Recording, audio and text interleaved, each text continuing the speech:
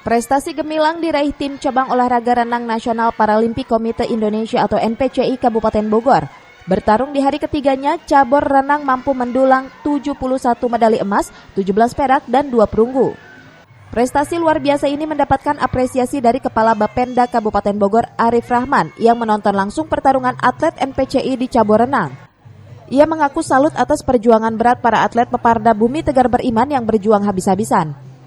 Selain Arif Rahman, Ketua Kontingen Bambang Widodo Tawakal dan Ketua NPCI Kabupaten Bogor juga mensupport langsung para atlet di semua cabang olahraga yang terus berjuang untuk mengharumkan nama Bumi Tegar Beriman di Peparda Jabar 2022. Saya ucapkan selamat untuk atlet Peparda Kabupaten Bogor tahun 2022 yang informasinya sampai dengan ini sudah melampaui target yang dibebankan pemerintah Kabupaten Bogor. Tetapi kita masih urutan kedua di bawah Kabupaten Bekasi dan mudah-mudahan pencapaian dari kolam renang, dari cabur renang, kemudian dari cabur atletik itu bisa mendongkrak sehingga kabupaten kembali menjadi juara umum. Dari Kabupaten Bekasi, Cevi Suryadi melaporkan.